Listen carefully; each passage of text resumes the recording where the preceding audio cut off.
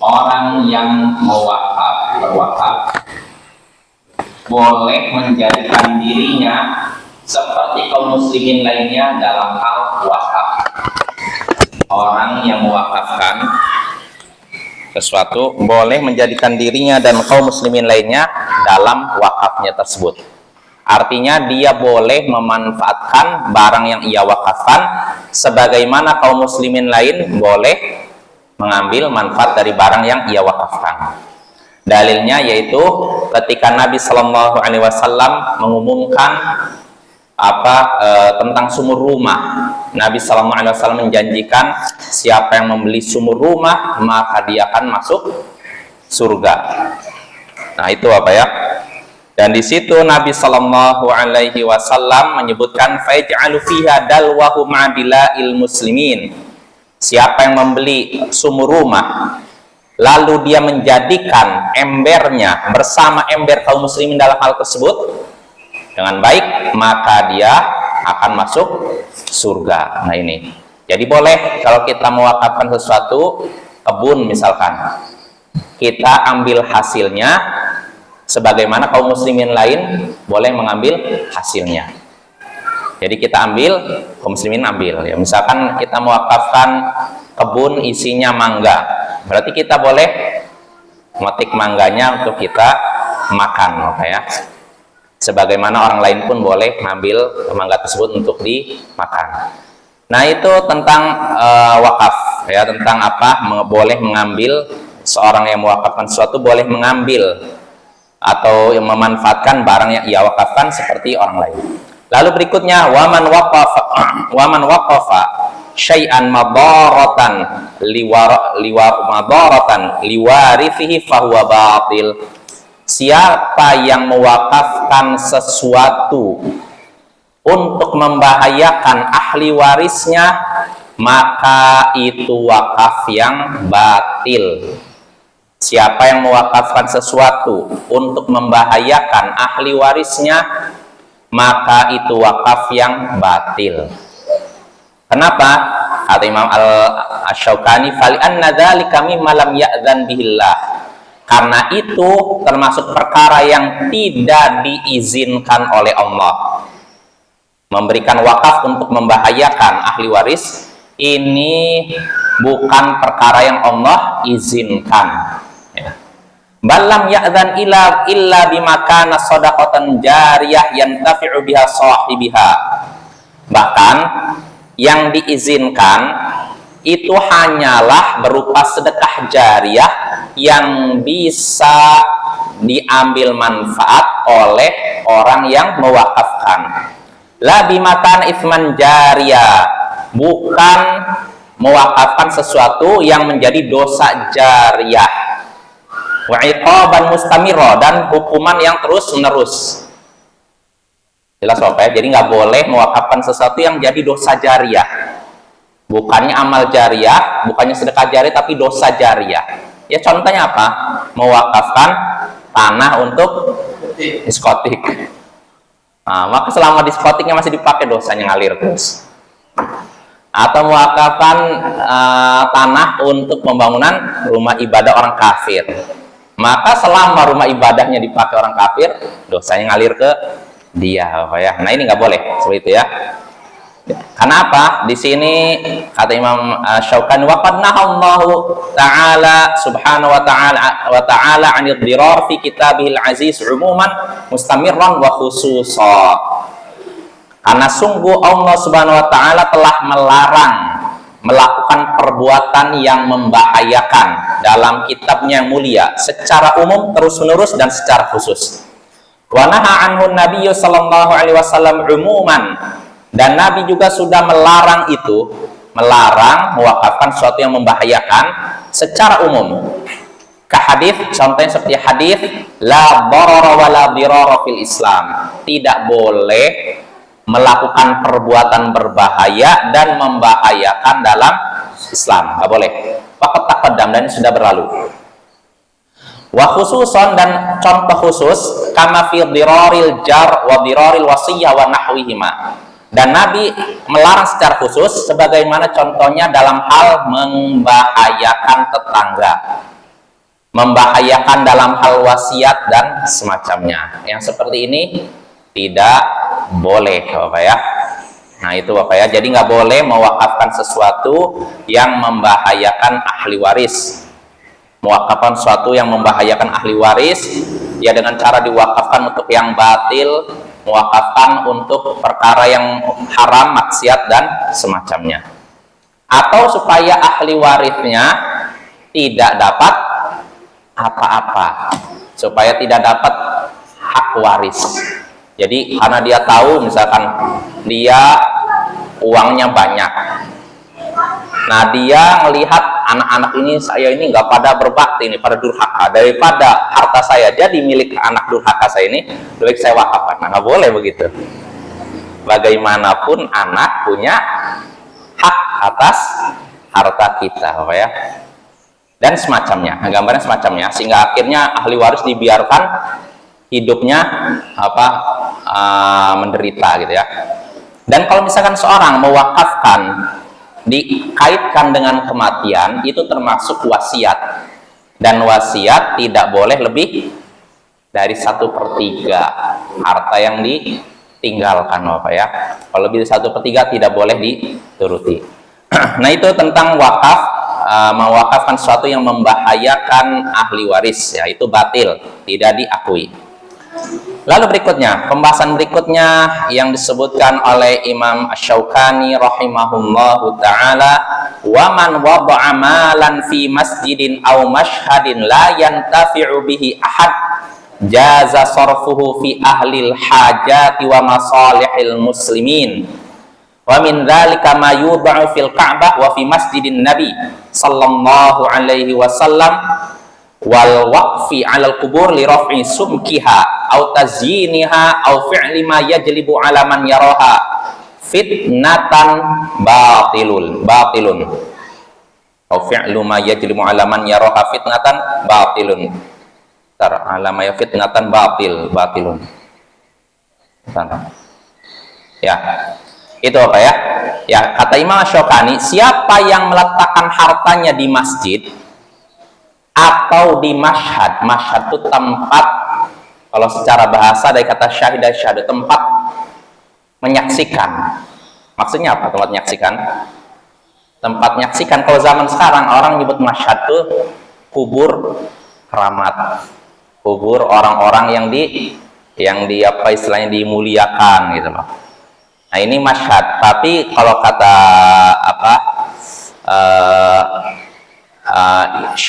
Syekh Al-Albani, maksud mashhad ini bukan itu. Maksud mashhad ini tempat berkumpul. Tempat berkumpul. Maksudnya gini, siapa yang meletakkan harta yang di masjid atau tempat berkumpul manusia dan tidak dimanfaatkan, maka boleh dialihkan kepada orang-orang yang membutuhkan dan kemaslahatan kaum muslimin.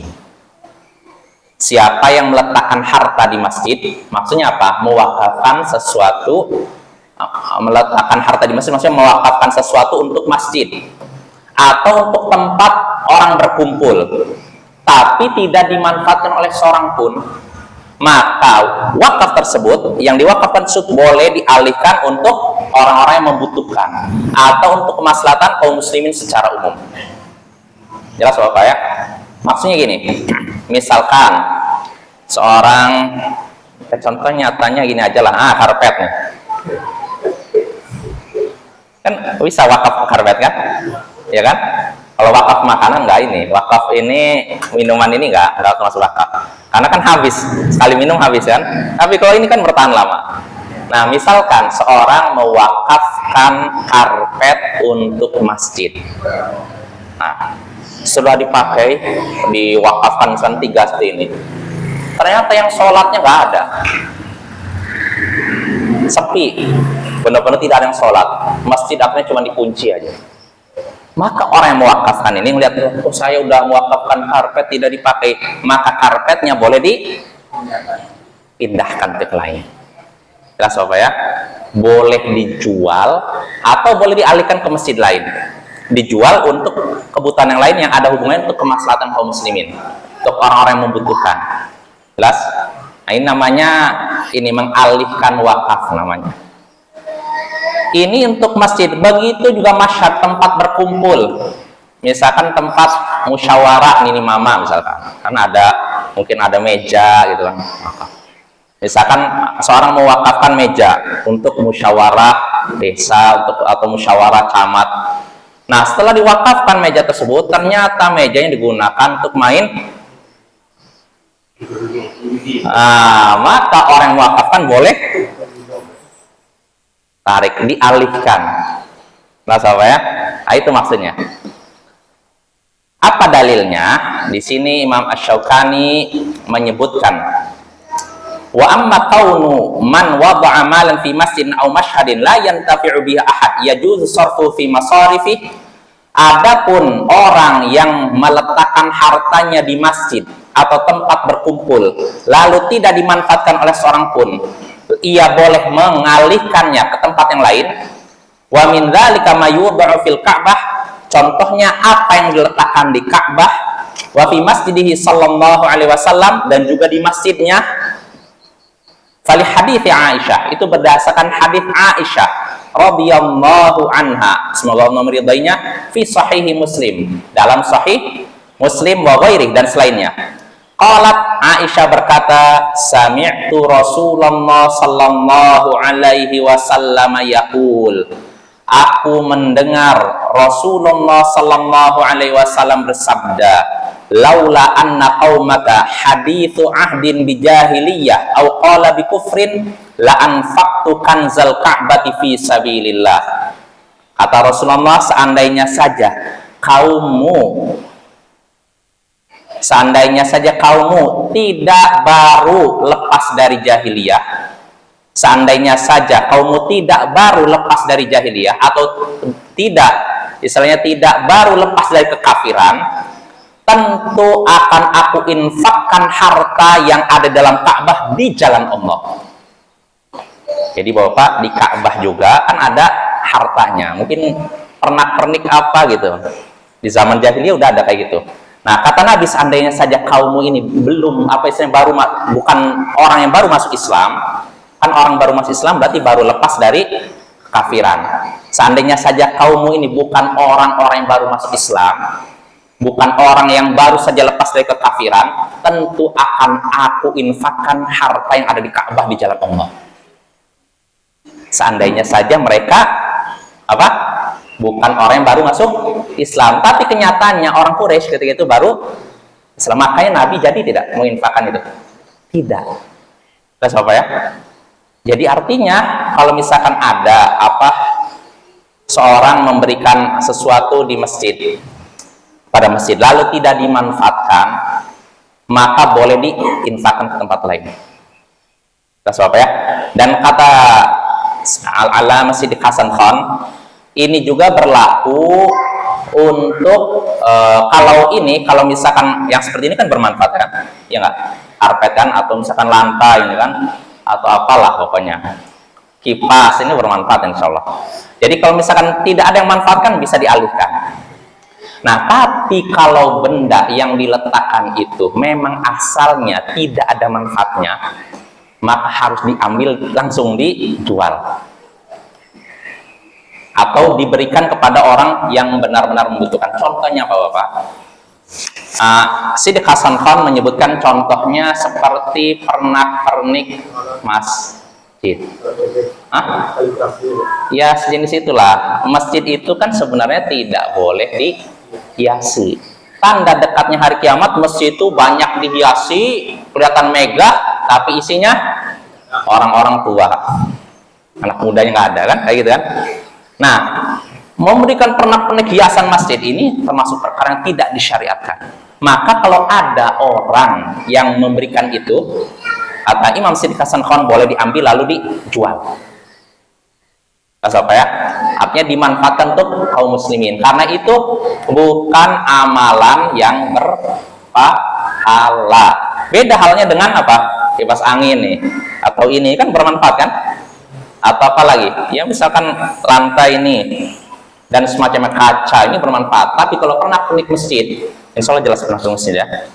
Pokoknya sesuatu yang nggak ada ininya lah, maka itu nggak diperlukan. Hendaknya diambil lalu diuangkan, dijadikan harta untuk kemaslahatan kaum muslimin. Jelas apa ya? Artinya pokoknya yang sifatnya itu nggak dibutuhkan. Kalau nggak dibutuhkan, hendaknya diinfakkan, ya. Nah, contohnya di sini Ka'bah. Jadi orang-orang Quraisy itu mereka kan sangat mengagungkan Ka'bah. Nah, bentuk pengagungannya apa? Bukan cuma mereka menjaga Ka'bah, tapi mereka juga menambah-nambah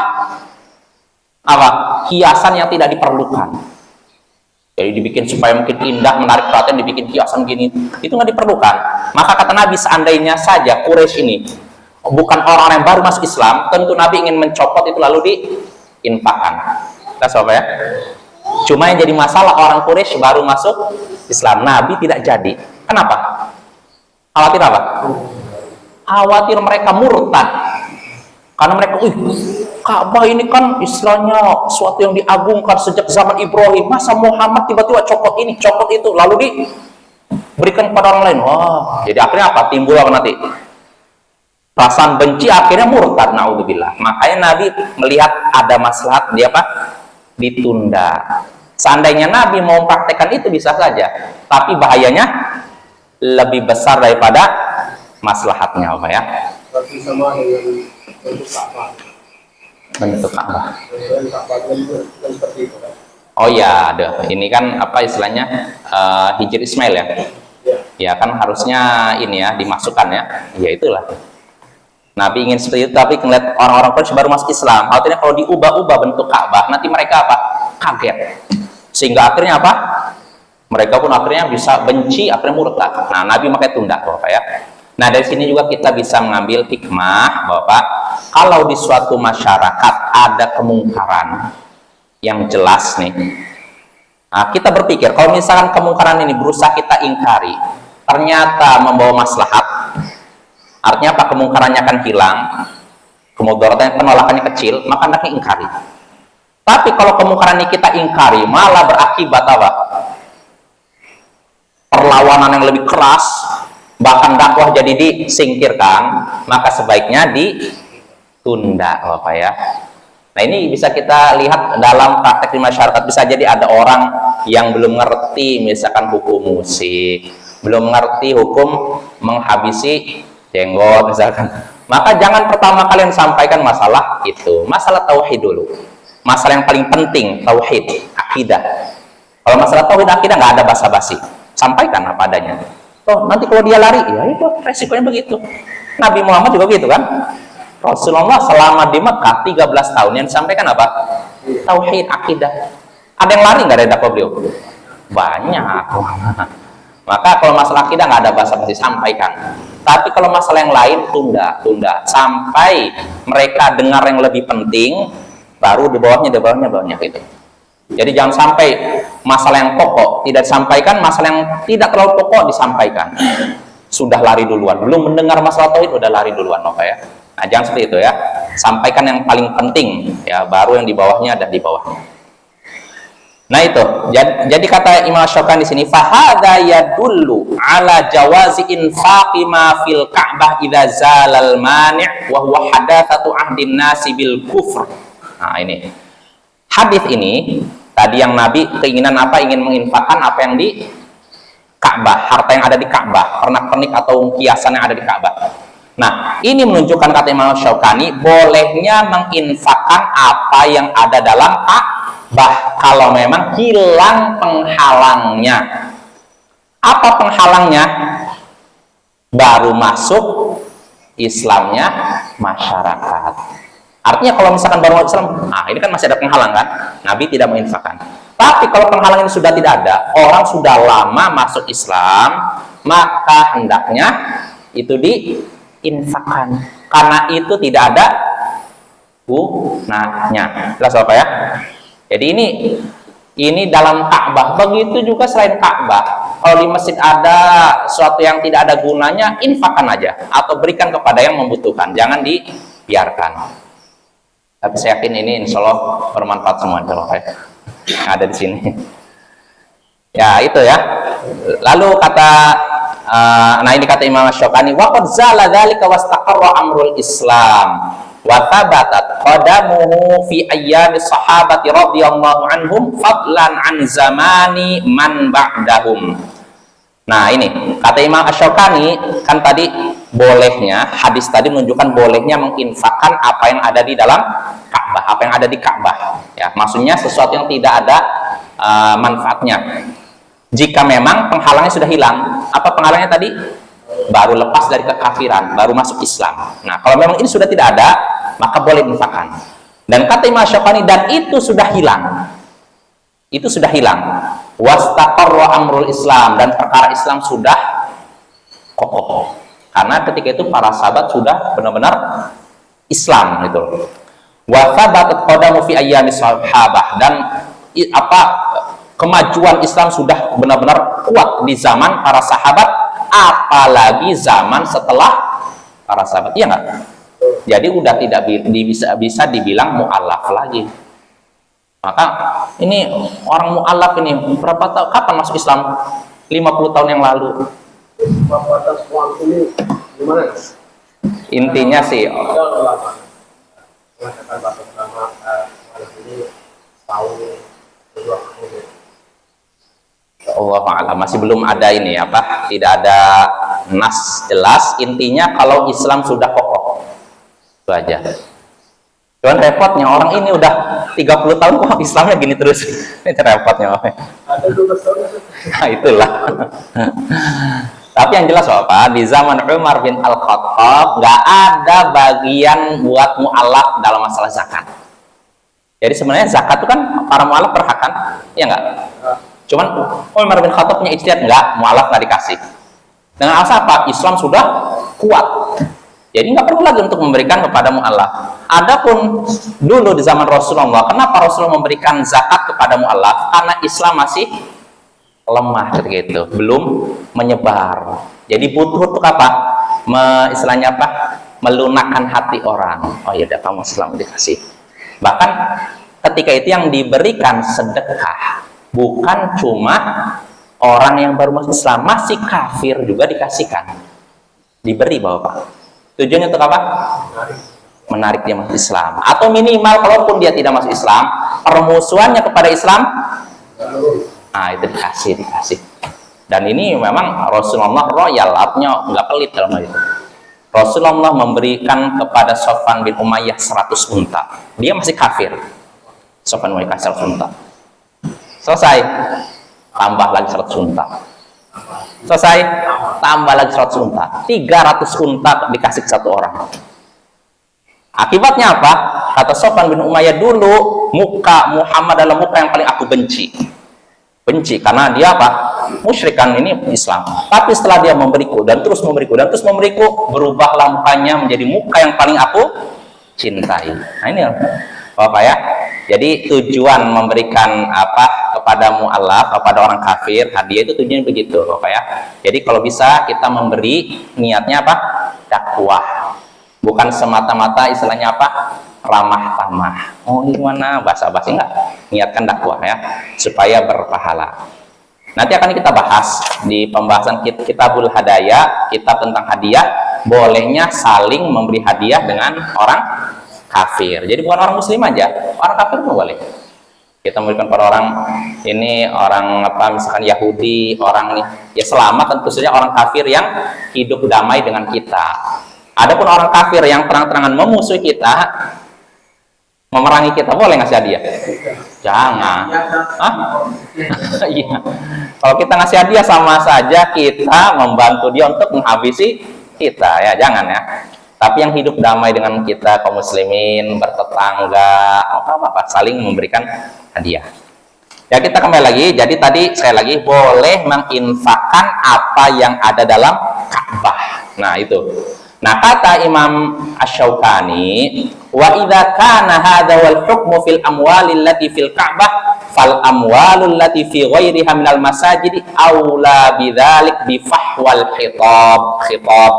Kata Imam Asy-Syaukani, kalau ini hukum terkait dengan harta yang ada dalam Ka'bah, apalagi harta di selain Ka'bah.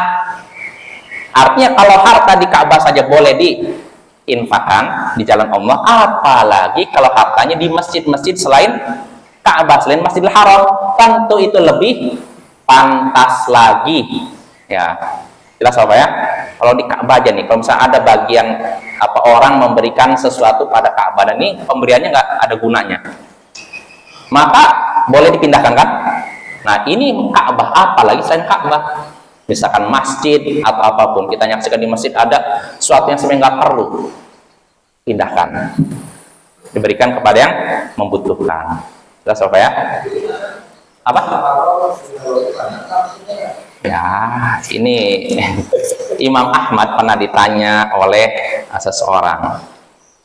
Jadi ketika itu khalifah Bapak menulis Al-Quran lalu mengasih hiasan-hiasan. Jadi Al-Qurannya diperbagus sebagus mungkin, dikasih pernak-pernik kayak gitulah. Maka reaksi Imam Ahmad, ya udah biarin aja, daripada harta mereka digunakan untuk maksiat, ya udah untukin aja Bapak. Artinya begitu Bapak. Karena apa? Kalau para penguasa ini kita misalkan larang untuk melakukan demikian, kemungkinan besar harta mereka diberikan untuk apa? Dibikin untuk apa? Ya bikin mall, bikin bioskop, ya nggak? Dibikin diskotik, ya nggak? Atau dibikin apa yang berbau maksiat? Daripada harta mereka diarahkan ke situ, ya sudah ke situ lah. Bukan berarti kita meridhoi perbuatan mereka menghias-hiasi masjid, tapi apa? Artinya kita mengambil mudarat yang kecil dalam rangka menolak mudarat yang lebih besar gitu. Memang dua-duanya ada mudaratnya Bapak. Menghias-hiasi masjid ada mudaratnya kan? Tapi apa memberikan harta untuk diskotik, bahayanya lebih besar mana? Atau untuk apa? Yaitu termasuk perkara yang ini diingatkan Nabi, tanda dekat hari kiamat. Menghiasi masjid beda dengan membuat nyaman masjid. Wah, jangan samakan. Nyamakan mengapa buat nyaman masjid? Ya contohnya apa? Diberikan ini mungkin pencahayaan yang terang, pasang AC itu nggak masalah.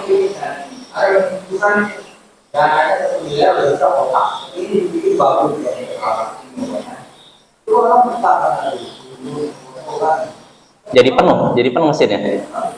Oh ya, mudah-mudahan dapat pahala.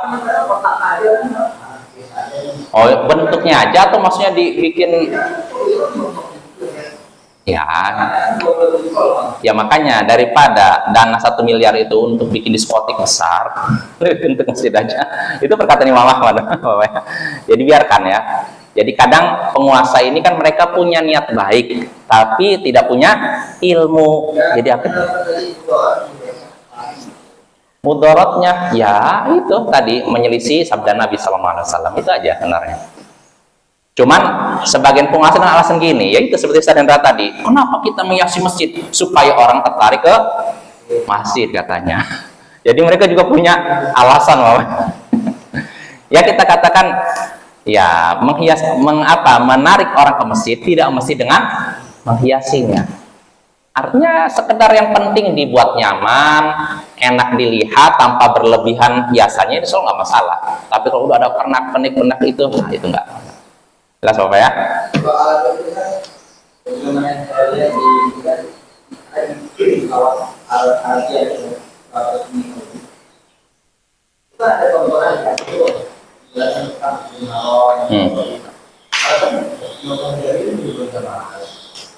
Iya, itulah. Artinya mereka menggunakan hadis bukan pada tempatnya.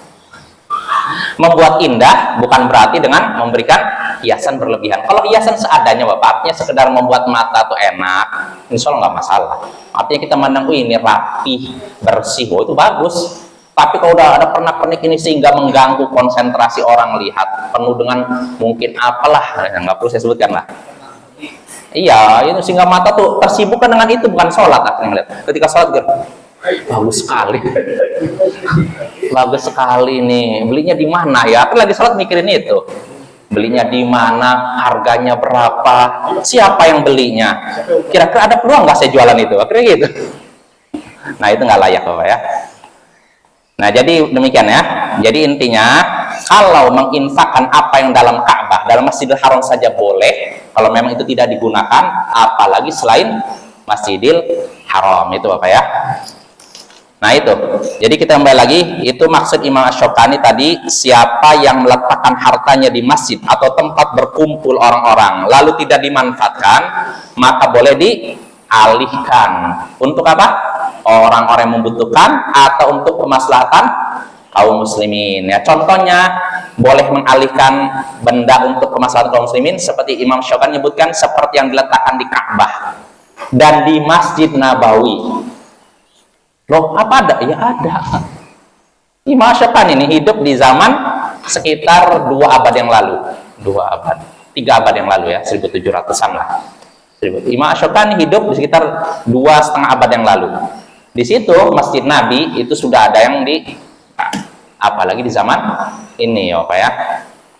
Jadi kalau misalkan yang ada di harta sesuatu yang dipasang di Masjid Nabawi itu tidak dibutuhkan, maka boleh dialihkan itu. Jelas?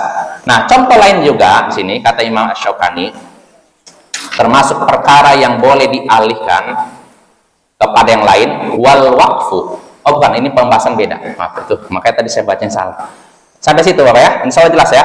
Jadi pembahasan poin yang kita bahas sekarang, orang yang mewakafkan sesuatu, lalu sesuatu yang diwakafkan ini tidak dimanfaatkan oleh orang-orang, maka boleh diapakan? Dialihkan itu. Jelas ya? Termasuk yang ada dalam Ka'bah, ada di Masjid Nabi Sallallahu Alaihi Wasallam. Si orang mewakafkan, atau istilahnya yang menerima amanah nadir ya istilahnya, kalau istilahnya.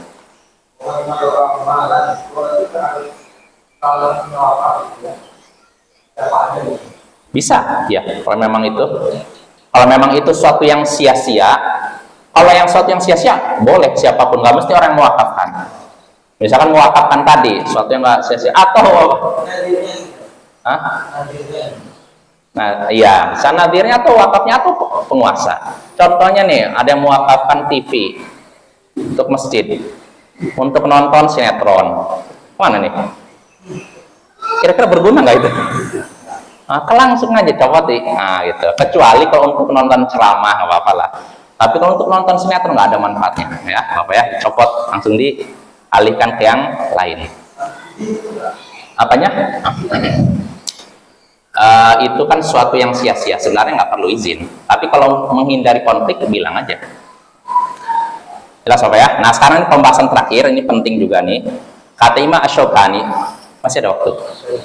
Wal waqfu 'alal quburi li raf'i sumkiha aw tazyiniha aw fi'li ma yajlibu 'ala man yara fitnatan batilun. Nah, itu tadi. Mewakafkan sesuatu kepada kubur, mewakafkan sesuatu untuk kubur, untuk menebalkan kuburnya, atau untuk menghiasinya, atau melakukan sesuatu yang bisa menimbulkan fitnah bagi orang yang melihatnya, maka wakaf demikian batil. Nah ini Bapak ya, siapa yang mewakafkan sesuatu untuk kubur, untuk menebalkan kubur di istilahnya apa? Semen, atau untuk menghiasinya, atau untuk melakukan sesuatu yang bisa menimbulkan fitnah, kesesatan bagi orang melihatnya, maka itu wakaf yang batil. Jelas? Ya. Apa dalilnya? Nah, di sini Imam Asy-Syaukani menyebutkan wa ammal waqfu 'alal qubur fa in kana litilkal umur fala syakka fi butlani. Adapun mewakafkan sesuatu untuk kubur, kalau memang untuk perkara tadi, maka tidak diragukan lagi kebatilannya. Untuk apa perkara tadi? Pertama tadi apa? Untuk meninggikan, menebalkan. Jadi yang misalkan kubur yang sunnah kan cuma sejengkal Bapak ya. Sejengkal segini kan? Nah, jadi tanah sejengkal, nanti kan maka kalau ada ombak dibikin ini, dikasih marmer, dikasih apa. Nah, kalau ada yang mewakafkan seperti ini, maka ini wakaf yang batil, jangan ditunaikan. Begitu juga untuk menghiasinya, ya, ini juga batil. Kenapa? Kata Imam Asy-Syaukani, li anna raf'aha qad warada an-nahyu anhu kama fi hadithi Ali. Karena meninggikan kubur, menebalkan kubur, yang tadi ini ditebalkan, ditinggikan, ini sudah datang larangan untuk melakukannya dalam hadis Ali. Jadi Nabi Sallallahu Alaihi Wasallam pernah memberi wasiat kepada Ali, Allah tada'a qabran musyrifan illa sawaitah, wala tada'a timthalan illa tamastah. Wahai Ali, janganlah engkau melihat satupun kubur yang meninggi kecuali engkau ratakan, dan janganlah engkau menyaksikan satupun patung kecuali engkau hancurkan. Nah, ini wasiat Nabi kepada siapa? Ali. Kalau engkau menyaksikan kubur yang meninggi, ratakan. Kalau menyaksikan patung yang begini, hancurkan. Ini wasiat Nabi kepada Ali, yang harusnya diikuti oleh para pengikut Ali, kan? Dan orang yang banyak ngaku ikut Ali siapa? Syiah. Tapi anehnya Syiah adalah orang yang paling jauh dari wasiat ini. Bapak lihat kuburan orang-orang Syiah itu, imam-imamnya seperti apa itu? Kuburannya mirip seperti masjid. Mau dibikin kubah, dibikin apa? Nah ini padahal apa ya? Iya, maksud saya tuh kan orang Syiah kan ngaku ngikutin Ali, sedangkan Ali lihat kayak gini pesan dari Nabi. Imam Asy-Syaukani dulu Syiah Zaidiyah, tapi setelah itu beliau menjadi ahli ijtihad, mujtahid. Beliau nggak taklid kepada satu pernah apanya? Beliau Syiah Zaidiyah, Bapak. Jadi beliau kan tinggal di Yaman. Di Yaman itu tersebar Syiah Zaidiyah, Bapak ya. Syiah Zaidiyah itu adalah Syiah yang paling dekat dengan Ahlus Sunnah. Apanya? Fikih Zaidiyah. Tapi setelah itu beliau tidak terikat. Beliau kan belajar, memang awalnya beliau belajar fikih Zaidiyah. Tapi setelah itu beliau belajar, lalu beliau menjadi ahli ijtihad, mujtahid, nggak terikat dengan mazhab apapun. Bahkan beliau mencela orang yang fanatik mazhab. Bukan kan Syafi'i ya, Bapak ya? Mirip dengan Imam Sana'an kan? Siapa?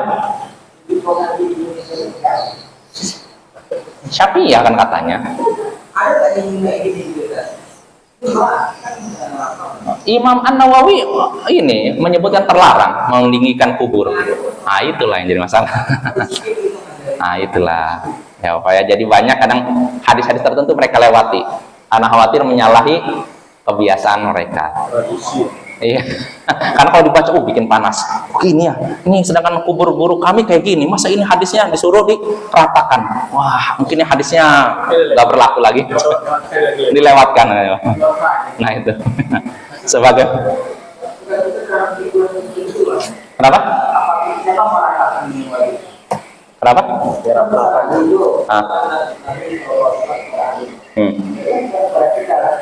Perintah untuk kita.